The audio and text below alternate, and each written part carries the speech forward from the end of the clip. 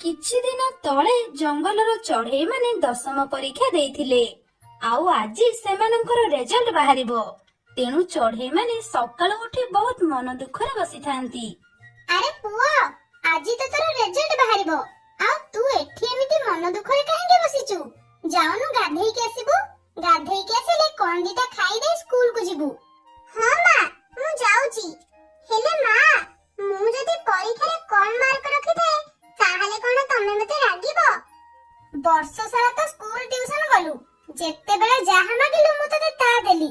ଆଉ ଏବେ ଯଦି ତୁ କମ୍ ମାର୍କ ରଖିଲୁ କି ଫେଲ ହେଲୁ, ତାହେଲେ ଦେଖିବୁ ମୁଁ ତୋର କଣ ଅବସ୍ଥା କରୁଛି। ମାଙ୍କର ଏମିତି କଥା ଶୁଣି ମୁନ୍ନା କାନ୍ଦିଲା ଓ ସେଠୁ ନଈ ଆଡକୁ ଗାଧେଇବାକୁ ଚାଲିଗଲା। ଏପଟେ ମିଠୁ ଶୁଆ ମଧ୍ୟ ଚିନ୍ତାରେ ଗୋଟେ ଗଛ ଉପରେ ବସିଥାଏ। ହଠାତ୍ ତା ପାଖକୁ ଶୁକୁଟା ଚିଲ ଆସିଲା। ଆରେ ମିଠୁ, ତୁ ଏଠି ଏମିତି ମନ ଦୁଃଖରେ କଣ ବସିଛୁ? କଣ ହେଇଛି ତୋର? ଶୁକୁଟା, ଆଜି ଆମ 10ମ ପରୀକ୍ଷା ରେଜଲ୍ଟ ବାହାରିବ ତ, ତେଣୁ ମତେ ଭାରି ଡର ଲାଗୁଛି। କାଳେ ମୁଁ ପରୀକ୍ଷାରେ ଫେଲ ହେଇଯିବି। ଆଉ ଯଦି ମୁଁ ବାଉଳାରେ ବି ଫେଲ ହେଇଗଲି, ତାହେଲେ ମୋ ବାପା କହିଛନ୍ତି ମୋ ପାଇଁ ଦିଟା ଛେଳି ଆଣିବେ, ଆଉ ମୁଁ ତାକୁ ଚରେଇବି। ମିଠୁର ଏମିତି କଥା ଶୁଣି ଶୁକୁଟା ଠୋ ଠୋ ହେଇକି ହସିଲା ଆଉ କହିଲା, ଆରେ ଆରେ, ଅଙ୍କଲ ଏମିତି କହିଲେ? ଆରେ ବା, ଇଏ ତ ବହୁତ ଭଲ କଥା। ତତେ ୟା ପରେ ଆଉ ପାଠ ପଢିବାକୁ ପଡିବନି।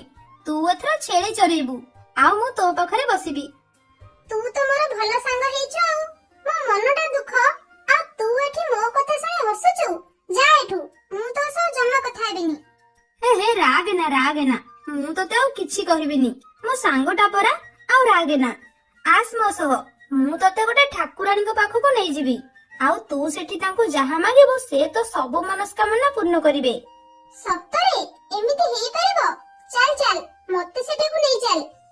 ହଁ, ଆସିବା। ଏହା ପରେ ସେମାନେ ସେଠୁ ଚାଲିଗଲେ।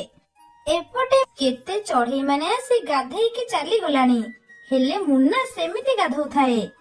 ଆରେ, ଏ ଟୋକା କଣ ସେତିକି ବେଳୁ ଗାଧଉଛି? ଯାଉଛି ତାକୁ ଡାକିବି। ମୁନ୍ନା, ଏ ମୁନ୍ନା, ଆରେ ଏତେ ସମୟ ହେଲାଣି କଣ ଗାଧଉଛୁ? ଘରକୁ ଯିବୁନି କି? ହଁ, ଯିବି ରାଜୁ ଅଙ୍କଲ। ଆରେ, ଏତେ ସମୟ ହେଇଗଲାଣି ମୁଁ ଗାଧଉଛି। ଯାଉଛି ଘରକୁ ଯିବି, ନହେଲେ ମା ମତେ ମାରିବେ।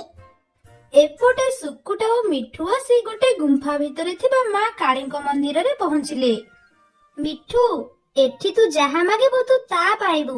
ହେଲେ ମା ଟିକେ ଲାଞ୍ଚୁଆ, ତାକୁ ଯଦି ତୁ କିଛି ନ ଦବୁ ତାହେଲେ ତ କାମ ହବନି। ମାଙ୍କୁ କଣ ଦେବି କହୁନ?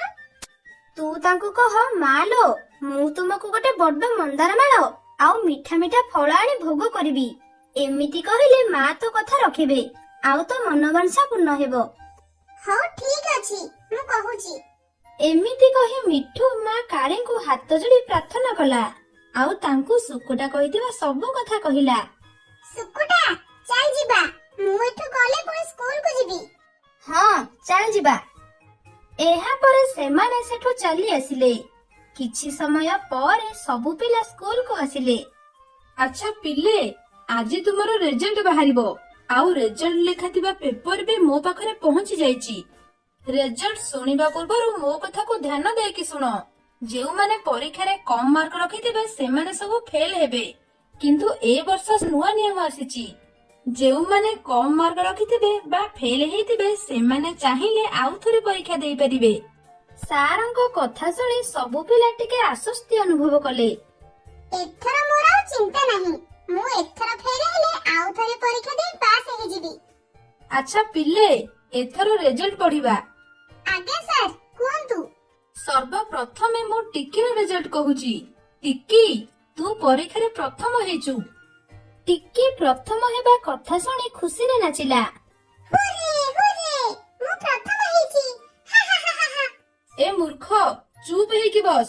ଏତେ ଖୁସି ହୋନା। ଆରେ, ତୁ ଏ ପରୀକ୍ଷାରେ ଲାଷ୍ଟ ଆଡୁ ଫାଷ୍ଟ ହେଇଛୁ, ବୁଝିଲୁ? ତୁ ଏ ପରୀକ୍ଷାରେ 500ରୁ 130 ରଖି ଫେଲ ହେଇଛୁ। ମୂର୍ଖ କୋଠିକାର। ସାରଙ୍କ କଥା ଶୁଣି ଟିକେ ମନ ଦୁଃଖ କଲା ଏବଂ ମୁହଁକୁ ତଳକୁ କରି ବସିଲା। ମିଠୁ, ତୋର ଏ ପରୀକ୍ଷାରେ 250 ମାର୍କ ଅଛି। ଆଉ ତୁ ସେକେଣ୍ଡ ଡିଭିଜନରେ ପାସ୍ କରିଛୁ। ହେଲେ ଆଉ ଟିକେ ପାଠ ପଢିଥିଲେ ତୋର ଅଧିକ ମାର୍କ ରହିଥାନ୍ତା। ଯା ହେଉ, ମୁଁ ତ ପାସ୍ କରି ଯାଇଛି। ମୋର ଆଉ ଚିନ୍ତା ନାହିଁ। ମତେ ଆଉ ଛେଳି ଚରେଇବାକୁ ପଡିବନି।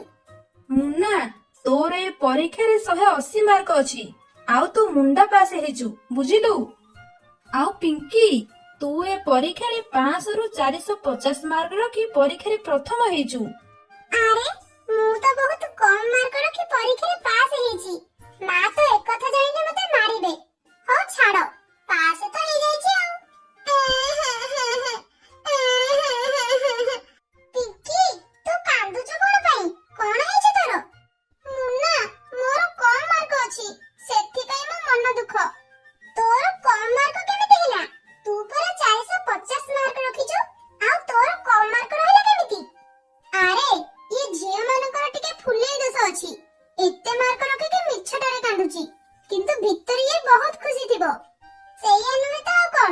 ମୋର ତ ପୁରା କମ ମାର୍କ ଅଛି, ଆଉ ମୁଁ ପୁଣି ଖୁସି ଅଛି, ଆଉ ଇଏ ଏତେ ମାର୍କ ରଖି କାନ୍ଦୁଛି। ହଉ, ଏବେ ତୁମେ ମାନେ ଯାଅ, କାଲିକି ସ୍କୁଲ ଆସିବ। ସାରଙ୍କ କଥା ଶୁଣି ସବୁ ପିଲା ସେଠୁ ଚାଲି ଆସିଲେ।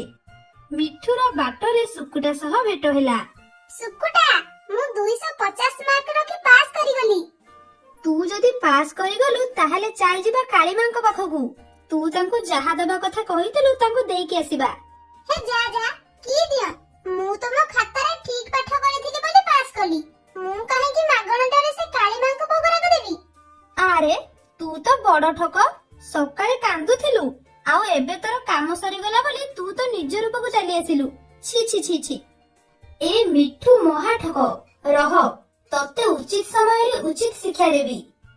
ଏପଟେ ମୁନ୍ନା ଘରେ ପହଞ୍ଚି ତା ମାକୁ ରେଜଲ୍ଟ କଥା କହିଲା। ମୂର୍ଖ, ତୁ ତ ଅଳ୍ପ ମାର୍କରେ ପାସ୍ ହେଇଛୁ, ଆଉ ସେଥିରେ ପୁଣି ଭାରି ଖୁସି। ରହ ତତେ ଦଉଛି। ଏମିତି କହି ମା ବାଡି ଧରି ମୁନ୍ନାକୁ ଗୋଡେଇଲା ଓ ମୁନ୍ନା ସେଠୁ ଦୌଡିଲା। ସାଙ୍ଗମାନେ, ଆପଣମାନଙ୍କର 10th ରେ କେତେ ରେଜଲ୍ଟ ଥିଲା ଆମକୁ କମେଣ୍ଟ ବକ୍ସରେ କମେଣ୍ଟ କରନ୍ତୁ। ପକ୍ଷୀପୁର ଜଙ୍ଗଲରେ ଲତା ମାଉସୀ ତା ପୁଅ ରାଜୁ ସହ ରହୁଥାଏ। ରାଜୁ ଥିଲା ପରମ ଓଲା। ତାକୁ ଗୋଟେ କାମ କହିଲେ ସେ ଆଉ ଗୋଟେ କାମ କରୁଥିଲା। ଦିନକର ଘଟଣା। ଲତା ମାଉସୀ ରାଜୁକୁ ଜଙ୍ଗଲକୁ ଶୁଖିଲା ପତ୍ର ଆଣିବା ପାଇଁ ପଠେଇଲା। ଆଉ ରାଜୁ ଜଙ୍ଗଲକୁ ଶୁଖିଲା ପତ୍ର ଆଣିବାକୁ ଗଲା। କିଛି ସମୟ ପରେ ସେ ଯାଇ ଜଙ୍ଗଲରେ ପହଞ୍ଚିଲା। ମତେ ସମସ୍ତେ ଓଲା ଓଲା କହି ଚିଡଉଛନ୍ତି। ମୁଁ କଣ ଓଲା? ମତେ ଯେଉଁମାନେ ଓଲା କହୁଛନ୍ତି ସେମାନେ ହିଁ ଓଲା। ମା ମତେ କହିଛନ୍ତି ଜଙ୍ଗଲରୁ ପତ୍ର ନେବା ପାଇଁ। ଯାଉଛି, ଏଇ ଗଛରୁ ମୁଁ ପତ୍ର ନେଇଯିବି। ଆଉ ପତ୍ର ନେଲା ପରେ ମା ସେ ପତ୍ରକୁ ଜାଳି ରୋଷେଇ କରିବେ। ଏମିତି କହି ରାଜୁ ପାଖରେ ପଡିଥିବା ପତ୍ରକୁ ଗୋଟେଇବାକୁ ଲାଗିଲା। ହେଲେ ସେ ଯେଉଁ ପତ୍ର ଗୋଟଉଥିଲା ସେସବୁ ଥିଲା କଞ୍ଚା ପତ୍ର। କିଛି ସମୟ ପରେ ସେ ସବୁ କଞ୍ଚା ପତ୍ର ଗୋଟେଇ ତାକୁ ଘରକୁ ଆଣିଲା। ମା ମା, ଏଇ ନିଅ, ମୁଁ ସବୁ ପତ୍ର ନେଇ ଆସିଛି। ଏବେ ୟାକୁ ଜାଣି ରୋଷେଇ କର। ମତେ ଭାରି ଜୋରରେ ଭୋକ ହେଲାଣି। ରାଜୁ ଆଣିଥିବା ପତ୍ର ଅଖାକୁ ଲତା ଯେମିତି ଖୋଲିଛି ସେ ଦେଖିଲା ସେଥିରେ ଖାଲି କଞ୍ଚା ପତ୍ର ଗୁଡିକ ରହିଛି। ଆରେ ରାଜୁ, ଏ କଣ ତୁ ଆଣିଛୁ? ଏ ସବୁ ତ କଞ୍ଚା ପତ୍ର। ଏଗୁଡା କଣ ଜଳିବ? ବୋକାଟା ତୁ। ତତେ ପଠେଇବା ହିଁ ମୋର ଭୁଲ। ମା, ତମେ ତ ମତେ କହିଲ ପତ୍ର ଆଣିବାକୁ, ଆଉ ମୁଁ ପତ୍ର ନେଇ ଆସିଲି। ଆଉ ଏବେ ପୁଣି ତମେ କହୁଛ ଇଏ ଜଳିବନି। ମୁଁ ତ ତତେ ଶୁଖିଲା ପତ୍ର ଆଣିବାକୁ କହିଥିଲି, ଆଉ ତୁ କଞ୍ଚା ପତ୍ର ନେଇ ଆସିଛୁ। ମୂର୍ଖ, ଯା ଆଉଥରେ ଜଙ୍ଗଲକୁ, ଆଉ ଶୁଖିଲା ପତ୍ର ନେଇକି ଆସ। ହଉ ମା ହଉ, ମୁଁ ଯାଉଛି, ଆଉ ଶୁଖିଲା ପତ୍ର ନେଇକି ଆସୁଛି। ଏମିତି କହି ରାଜୁ ଆଉ ଥରେ ଜଙ୍ଗଲ ଭିତରକୁ ଚାଲିଲା ଓ କିଛି ସମୟ ପରେ ସେ ଯାଇ ଜଙ୍ଗଲ ଭିତରେ ପହଞ୍ଚିଲା। ଏଥର ମୁଁ ବାଛି ବାଛି ପୁରା ଶୁଖି ଯାଇଥିବା ପତ୍ରକୁ ନେବି। ଆଉ ମା ସେ ପତ୍ର ଦେଖିଲେ ଯେମିତି କହିବେ, ଆରେ ବା, ମୋ ପୁଅ ତ ଭଲ ଶୁଖିଲା ପତ୍ର ଆଣିଛି ଆଉ। ଏମିତି କହି ରାଜୁ ଶୁଖିଲା ପତ୍ର ଗୋଟେଇବାକୁ ଲାଗିଲା। କିଛି ସମୟ ପରେ ସେ ଶୁଖିଲା ପତ୍ରକୁ ନେଇ ଘରକୁ ଫେରିଲା। ମା, ଏଇ ନିଅ, ଏବେ ଦେଖ ଏ ପତ୍ର ହବ କି ନାହିଁ। ଲତା ମାଉସୀ ପତ୍ର ଗୁଡିକୁ ଦେଖିଲା ଆଉ ତାକୁ ନେଇ ରୋଷେଇ ଘରକୁ ଗଲା। ଏଥର ମୁଁ ଠିକ ଶୁଖିଲା ପତ୍ର ଆଣିଛି, ସେଥିପାଇଁ ମା ମତେ କିଛି ନ କହି ରୋଷେଇ କରିବାକୁ ଚାଲିଗଲେ। ଏମିତି କିଛି ସମୟ ବିତିଗଲା। ଲତା ମାଉସୀ ରୋଷେଇ କରି ଆଣି ରାଜୁକୁ ଦେଲା ଓ ରାଜୁ ମନ ଖୁସିରେ ଖାଇଲା। ଏହା ଭିତରେ କିଛି ଦିନ ବିତିଗଲା।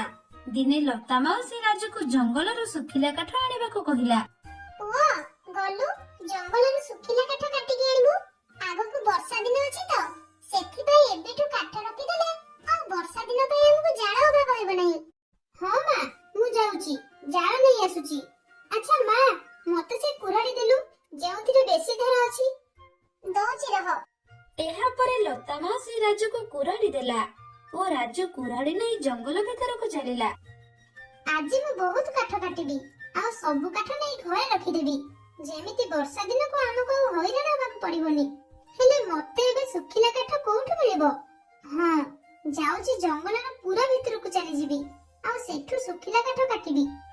ଏମିତି କହି ରାଜୁ ଜଙ୍ଗଲର ଭିତରକୁ ଗଲା ଓ କିଛି ସମୟ ପରେ ଗୋଟେ ଶୁଖିଲା ଗଛ ଦେଖି ସେଇଠି ରହିଲା। ଏଇ ଗଛଟା ପୁରା ଶୁଖି ଯାଇଛି, ଯାଉଛି ଏକୁ କାଟିବି ଆଉ ଘରକୁ ନେଇଯିବି। ଏପଟେ ଗୋବରା ଚିଲ ଜଙ୍ଗଲକୁ କାଠ ପାଇଁ ଆସିଥାଏ। ଗୋବରା ଆସି ଦେଖିଲା ରାଜୁ ଗୋଟିଏ ଶୁଖିଲା ଗଛରୁ କାଠ କାଟୁଛି। ଆରେ, ଇଏ ଓଲା ରାଜୁ ତ ଗୋଟେ ଭଲ ଶୁଖିଲା ଗଛ ପାଇଯାଇଛି ଆଉ ସେଥିରୁ କାଠ କାଟୁଛି। ଆଉ ମୁଁ ଏତେ ସମୟ ହେଲାଣି ଶୁଖିଲା କାଠ କୋଉଠି ଅଛି ଖୋଜୁଛି। ହଉ, ଇଏ ତ ଓଲାଟା, ଇଏ କାଠ କାଟି ସାରୁ, ଏକୁ ମୁଁ ଭଣ୍ଡି ଦେଇ ମିଛ କଥା କହି ସବୁ କାଠ ନେଇଯିବି। ଏମିତି କହି ଗୋବରା ରାଜୁର କାଠ ହାଣିବା ସରିବା ପର୍ଯ୍ୟନ୍ତ ଅପେକ୍ଷା କଲା। କିଛି ସମୟ ପରେ ରାଜୁ ଗୋଟିଏ କାଠ କାଟି ତଳେ ପକେଇଲା। ଏଇଟା ହିଁ ଠିକ ସମୟ, ମୁଁ ଯାଉଛି ଯିବି ସେ ଓଲା ବୋକା ରାଜୁ ପାଖକୁ ଆଉ ତାକୁ ମିଛ କଥା କହି ବଡ କାଠଟିକୁ ଘରକୁ ନେଇଯିବି। ଏମିତି କହି ଗୋବରା ରାଜୁ ପାଖକୁ ଗଲା। ଏ ରାଜୁ, ତୁ ଏଠୁ କାଠ କାହିଁ କାଟୁଛୁ? ଏଇଟା କଣ ତୋ ଗଛ? ଚାଲ ମୋ ସହ ରାଜାଙ୍କ ପାଖକୁ। ରାଜାଙ୍କୁ କହି ତତେ ଜେଲରେ ଭରି ନ କଲେ ମୋ ମନକୁ ଶାନ୍ତି ନାହିଁ। ଆରେ, ମୋ ଗଛକୁ ଆସି କାଟୁଛି। ଗୋବରା ଭାଇ, କଣ ସବୁ ଏମିତି କହୁଛ? ଏ ଗଛ କଣ ତୁମର? ଇଏ ତ ସମସ୍ତଙ୍କ ଜଙ୍ଗଲ, ଏଠୁ ଯିଏ ପାଇବ ସିଏ କାଠ କାଟି ନେଇପାରିବ। ତୁମେ ମତେ ମନା କରିବାକୁ କିଏ? କଣ ହେଲା? ତୁ ମୋ ଗଛ କାଟି ମୋ ମୁହଁରେ ଜବାବ ଦଉଛୁ? ଦୁଷ୍ଟ ରାଜୁ, ଚାଲ ଚାଲ ରାଜାଙ୍କ ପାଖକୁ, ରାଜା ଏ କଥା ବିଚାର କରିବେ। ନା ନା, ମୁଁ ତ କେବେ ଜାଣିନି ଏ ଗଛ ତୁମର ବୋଲି। ଆଚ୍ଛା ହଉ, ଯଦି ତୁମେ କହୁଛ ଏ ଗଛ ତୁମର, ତାହେଲେ ମୁଁ ଏ ଗଛ ଛାଡିକି ଯାଉଛି, ଅନ୍ୟ ଗଛ କାଟିବି। ତୁମେ ତମ ଗଛ କାଟିକି ନିଅ। ରାଜୁର କଥା ଶୁଣି ଗୋବରା ଟିକେ ଖୁସି ହେଇଗଲା ଓ ମନେ ମନେ ଭାବିଲା, ଆରେ, ଇଏ ତ କଣ ଗଛ ଛାଡିକି ଯିବ ବୋଲି କହୁଛି। ଯାଉଛି, ମୁଁ ଏ କାଠଟା ନେଇଯିବି ଆଉ ତାକୁ ଏ ଗଛ ନେଇଯିବାକୁ କହିଦେବି। ତାପରେ ବି ସେ ଗଛ କାଟିକି ନଉ, ମତେ ତ ମାଗଣାରେ କାଠ ମିଳିଗଲା, ମୁଁ ଏକୁ ନେଇଯାଉଛି। ଆରେ ରାଜୁ, ତୁ ଆଉ କାହିଁକି କୋଉଠି କାଠ ଖୋଜିବୁ? ତୁ ଏ କଟା କାଠଟାକୁ ମତେ ଦେଇଦେ ଆଉ ଏ ଗଛକୁ ତୁ କାଟିକି ନେଇଯା, ହେଲା? ହଉ ଠିକ ଅଛି, ତମେ ସେ କାଠ ନେଇଯାଅ, ମୁଁ ଏ ଗଛ କାଟିକି ନେଇଯାଉଛି। ଏହାପରେ ଗୋବରା କଟା ହେଇଥିବା କାଠକୁ ନେଇଗଲା ଓ ରାଜୁ ପୂର୍ବ ପରି କାଠ କାଟିବାକୁ ଲାଗିଲା। କିଛି ସମୟ ପରେ ସେ ଗଛଟିକୁ ସମ୍ପୂର୍ଣ୍ଣ କାଟିଦେଲା ଓ କାଠ ନେଇ ଘରକୁ ଚାଲିଗଲା। ଆରେ, ତତେ ଏତେ ସମୟ କଣ ଲାଗିଲା? ଏଇ କାଠ ଆଣିବାକୁ ତ ଜଙ୍ଗଲକୁ ସକାଳୁ ଗଲାଣୁ। ରାଜୁ ଘଟିଥିବା ସବୁ କଥା ଲତାକୁ କହିଲା। ଲତା ମାଉସୀ ସବୁ କଥା ଶୁଣି ସାରି ମୁଣ୍ଡରେ ହାତ ଦେଇ ବସିଲା। ତୁ କେଡେ